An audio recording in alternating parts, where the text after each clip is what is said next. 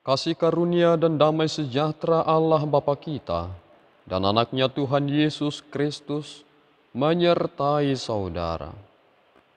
Amin. Shalom, saudara-saudari yang terkasih di dalam nama Tuhan Yesus Kristus. Senang bisa menyapa saudara di tempat saudara berada hari ini.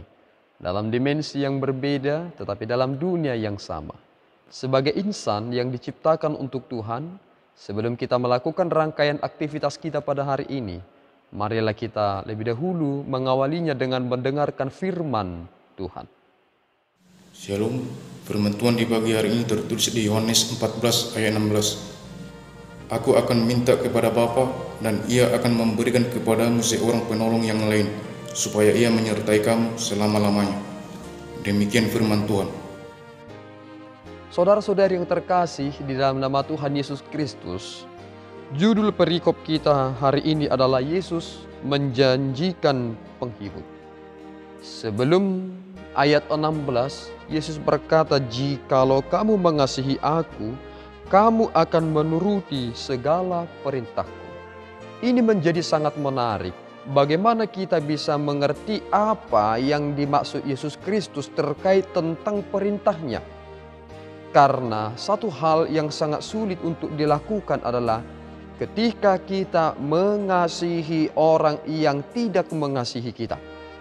Dan realisasi dari apa yang dinyatakan Yesus Kristus memang merujuk kepada kepribadian dirinya ketika ia disalibkan mati bagi semua orang, sehingga iman kepadanya menjadi jalan keselamatan. Keselamatan itu diperuntukkan secara universal, tetapi jalan untuk keselamatan itu adalah beriman di dalam Yesus Kristus.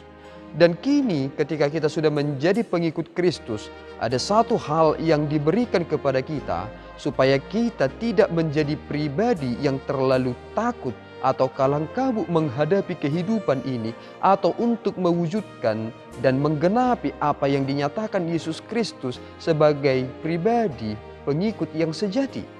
Dan inilah yang diterima oleh murid-murid Tuhan Yesus dalam peristiwa Pentakosta. Dulunya mereka mengurung diri di dalam rumah, takut untuk memberitakan firman, tetapi Roh itu telah memberikan mereka penghiburan, dan itu juga yang telah kita terima saat ini. Ketika kita berada di dalam Kristus, itu adalah anugerah. Sama seperti Yesus berkata kepada Simon Petrus, "Yang menyatakan itu kepadamu bukanlah dari darah atau daging, melainkan dari Bapa-Ku sendiri." Artinya ketika kita berada di dalam Kristus, itu juga adalah pemberian dari Bapa. Dan Roh Kudus itulah yang menjadi penolong bagi kita, yang memberikan kita penghiburan. Apa penghiburan sejati yang kita terima dalam Roh Kudus?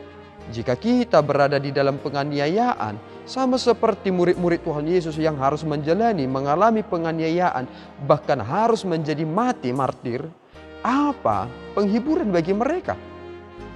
Ternyata ketika kita sudah mengerti apa yang dinyatakan oleh Yesus Kristus terkait tentang perintah yang diberikannya, kasih itu akan mengatasi segala ketakutan.